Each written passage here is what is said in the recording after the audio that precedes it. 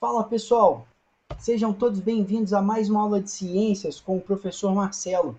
Agora tratando dos assuntos, dos temas que estão no sétimo banco de atividades, tá bom? Então, na nossa aula de ciências de hoje, nós vamos estudar um pouquinho sobre a atmosfera, suas principais características, propriedades, tá bom, pessoal? Formas de preservação, sua relação com o meio ambiente e com a saúde.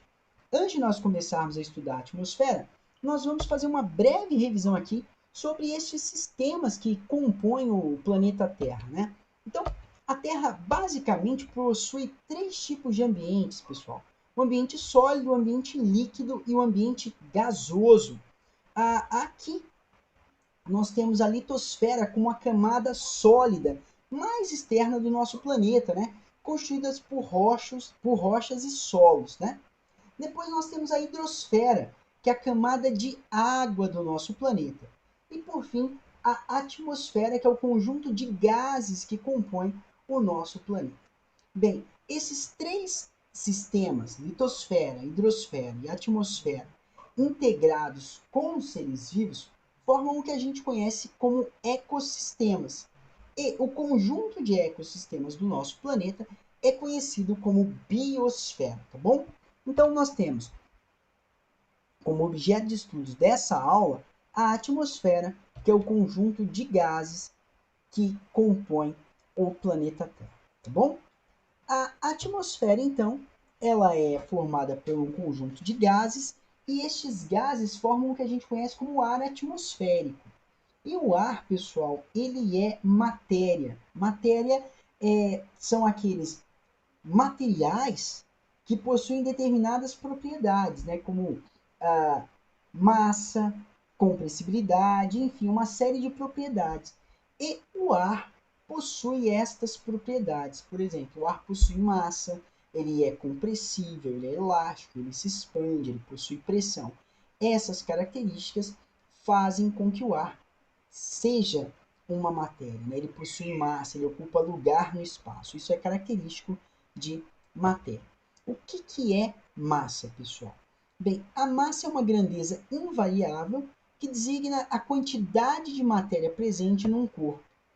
Por exemplo, se você pegar uma bexiga e colocar ela sobre a balança, a bexiga vazia sobre uma balança, no nosso exemplo aqui ela está pesando 1,5 gramas. Após você encher essa bexiga, ela vai estar pesando 1,9 gramas.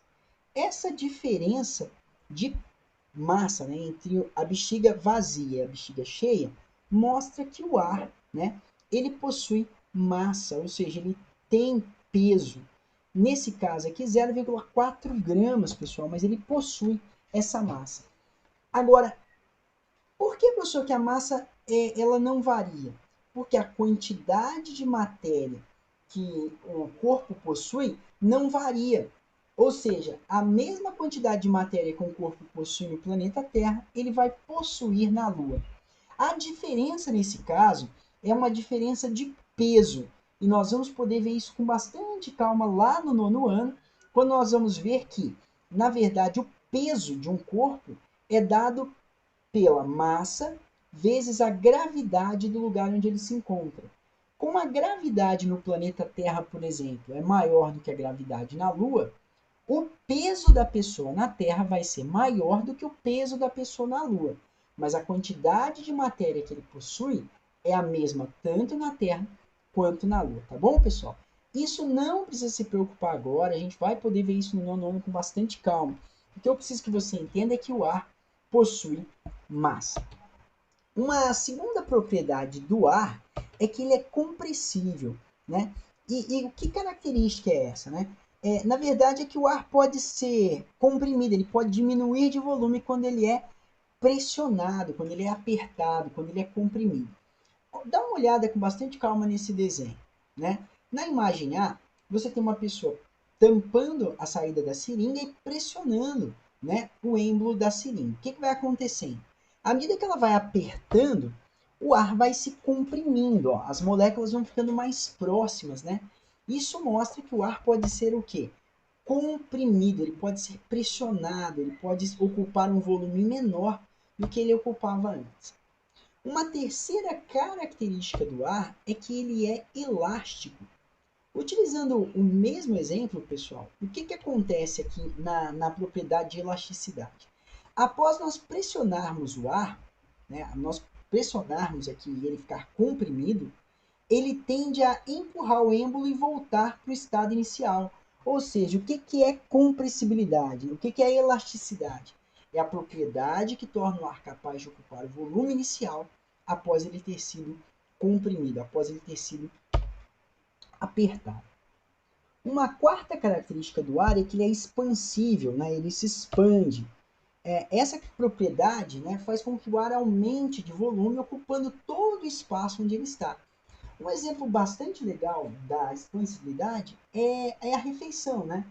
Nós, às vezes, estamos lá fora de casa e a gente já começa a sentir o cheiro da comida, né? E por que isso acontece? À medida que nós vamos cozinhando, a, o alimento ele vai soltando moléculas que vão indo para o estado gasoso, e à medida que elas vão para o estado gasoso, elas vão chegando às nossas narinas, né, ao nosso sistema olfativo, e estimulando esse sistema olfativo. Então essas moléculas elas vão se espalhando no local, né, pessoal? E a gente vai sentindo o cheiro da comida, mesmo que a gente esteja longe do lugar onde ela está fazendo. Isso acontece por quê? Porque o ar ele vai se expandindo. É a mesma coisa que acontece quando nós utilizamos um perfume, né, que é muito volátil, então ele acaba se espalhando pelo ambiente, ou quando a gente usa algum produto de limpeza nas nossas casas para dar cheiro, né, para deixar mais agradável o ambiente. É o mesmo princípio da expansibilidade. Uma outra característica do ar é a pressão, né? Essa característica, essa propriedade, a gente acaba esquecendo, perdendo um pouco essa noção de pressão, porque nós vivemos, né, inseridos num ambiente, né, repleto de ar, de moléculas de ar que acabam pressionando o nosso corpo. Porém, pessoal, quando nós mudamos a altitude, nós podemos perceber, né, essa mudança de pressão atmosférica. Isso acontece por quê?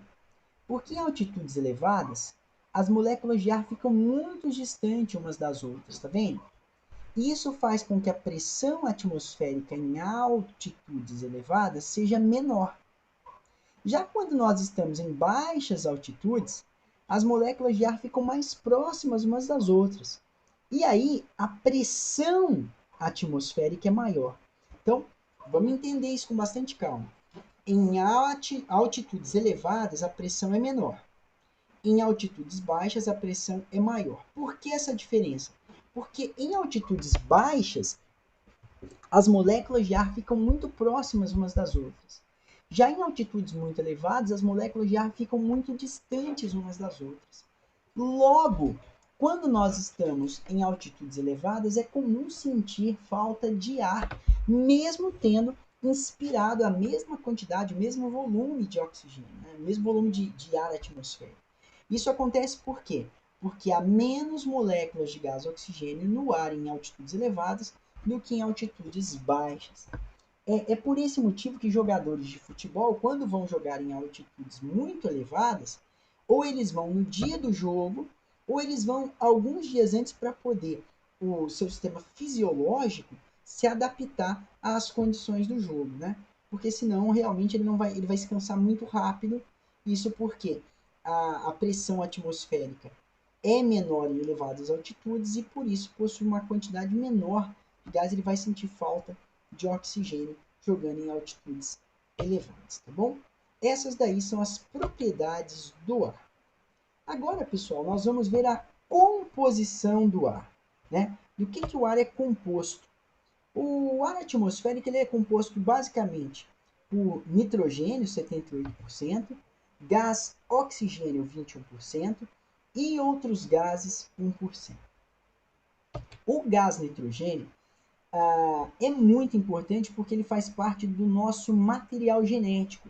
E ele é incorporado às cadeias e teias alimentares por bactérias fixadoras de nitrogênio, né? Na verdade, só essas bactérias conseguem retirar o nitrogênio da atmosfera e incorporar ela nas cadeias e teias alimentares.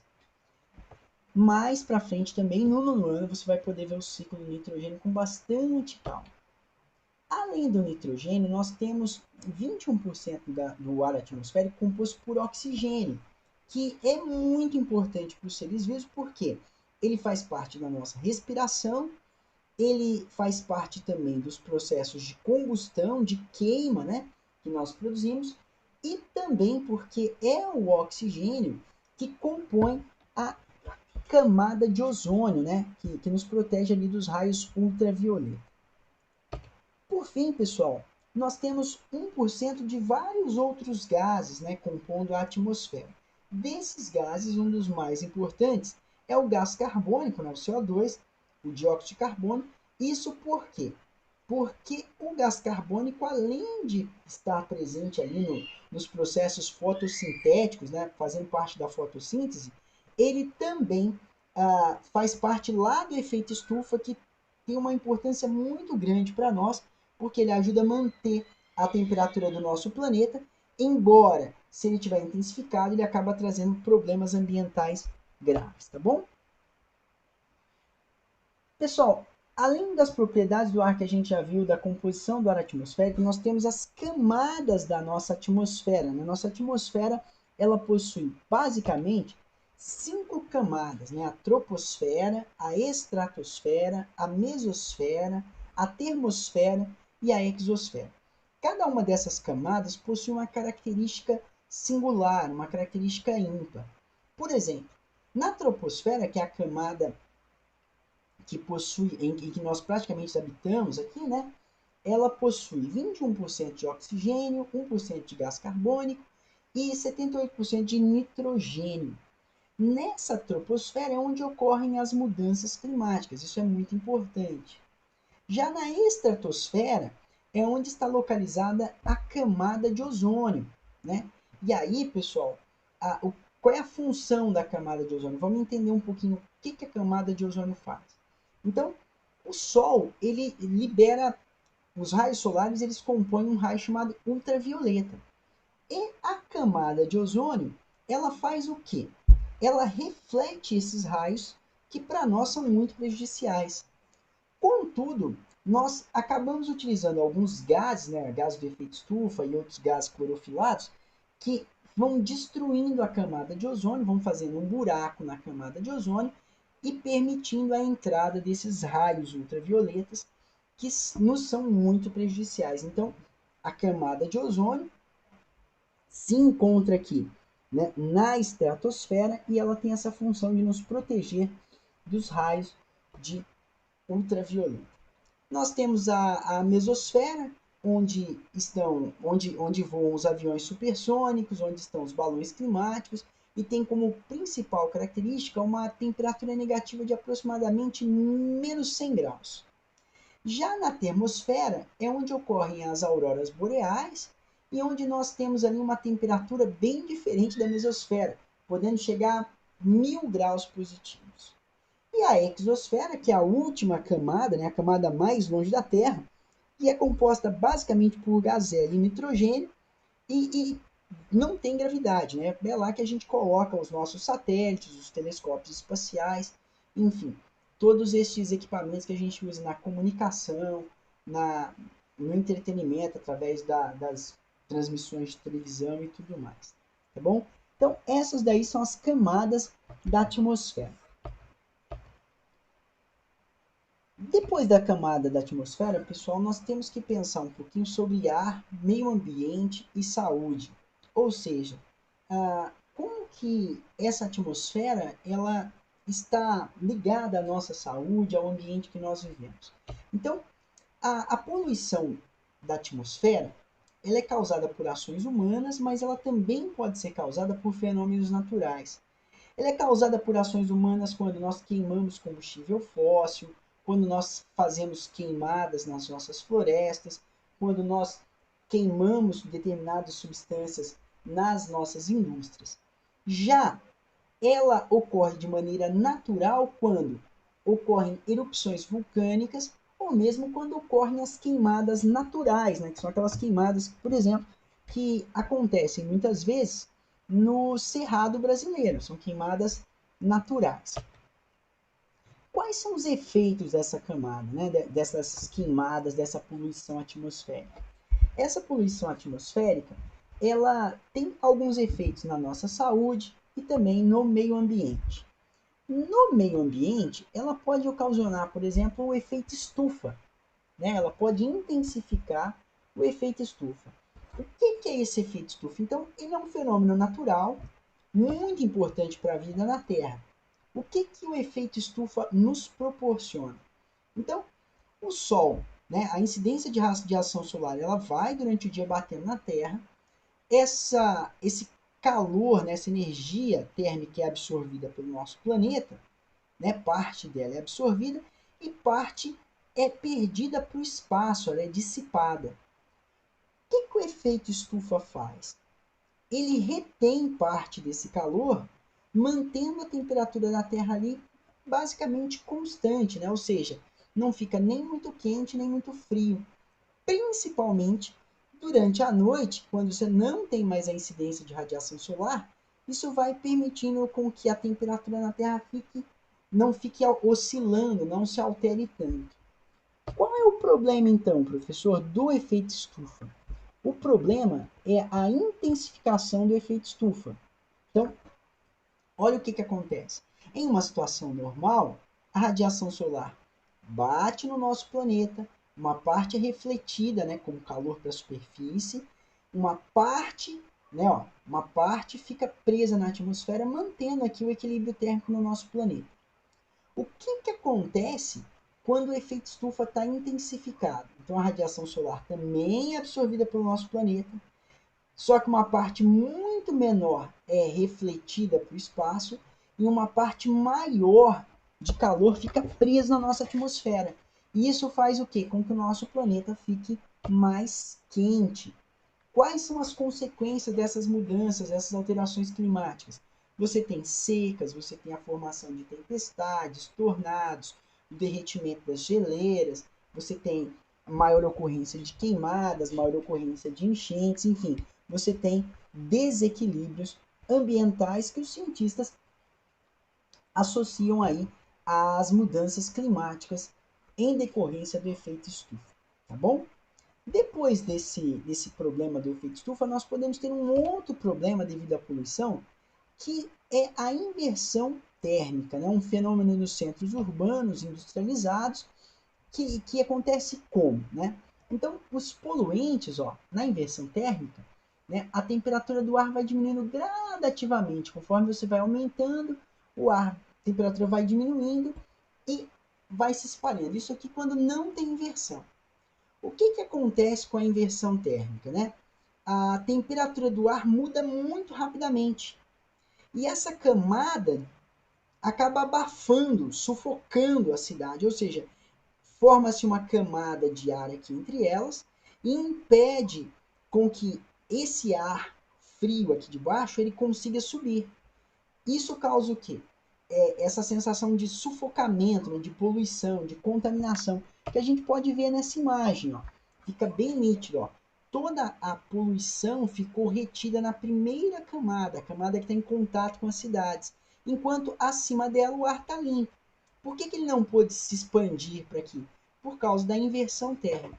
De uma maneira mais didática aqui para a gente olhar, fica assim. Ó. Em um fluxo normal, o que acontece? O ar quente vai subindo, vai se esfriando, se aquece e vai circulando. Quando você tem uma inversão térmica, o ar frio fica preso próximo à cidade e uma camada de ar quente fica preso logo acima.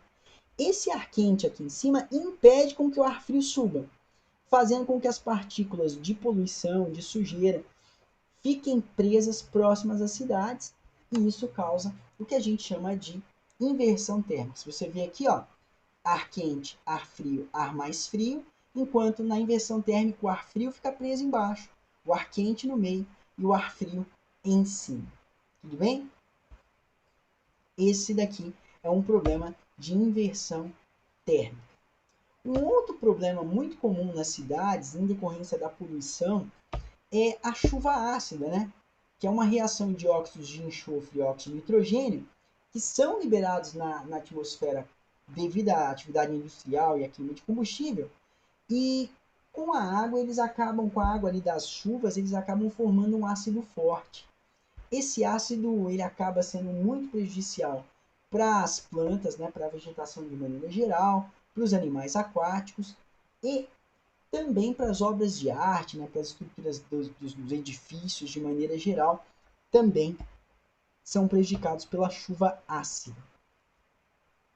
Por fim, pessoal, nós temos a poluição e os danos que ela pode causar no corpo humano, né? Então, por exemplo, material particulado que poeira, metais, nitrato, tudo isso que a gente pode encontrar no ar atmosférico acaba causando problemas na nossa saúde, como problemas de coração, arritmia cardíaca, desenvolvimento de asma, enfim, uma série de problemas devido à poluição do ar, né? Outros compostos, como o dióxido de enxofre, né, que afeta o sistema respiratório, as nossas funções pulmonares, causa irritação nos olhos.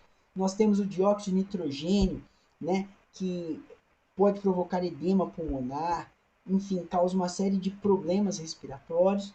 E também aí o monóxido de carbono, que afeta o transporte de oxigênio no sangue, atrapalha o nosso sistema cardiovascular e o nosso sistema nervoso e que pode ser até fatal, dependendo das quantidades em que ele é aspirado, com que ele é inspirado pelo ser humano. Então, esses problemas de saúde são ocasionados aí por um ambiente atmosférico poluído, contaminado, tá bom? O que a gente pode fazer para preservar, para manter esse ambiente da melhor forma possível? Bem, pessoal, nós temos que nos esforçar para ter energia limpa, ou seja, aquela energia que não polui ou que causa o menor impacto no ambiente, optar por um transporte coletivo de qualidade que polua menos, quando possível optar por outras formas de locomoção, buscar o plantio e a conservação de áreas, de parques e áreas verdes, procurar uma agricultura que cause menos impactos no ambiente e, consequentemente, na nossa atmosfera. Essas aí são as principais medidas para preservar e conservar a atmosfera terrestre, tá bom? Espero, pessoal, que vocês tenham gostado da nossa aula. Qualquer dúvida, nós temos os nossos plantões e nós vamos continuar revendo esse assunto ao longo desse quarto bimestre, tá bom? Espero que vocês fiquem bem. Muito obrigado por ter me ouvido aqui. Até a próxima. Tchau, tchau, pessoal.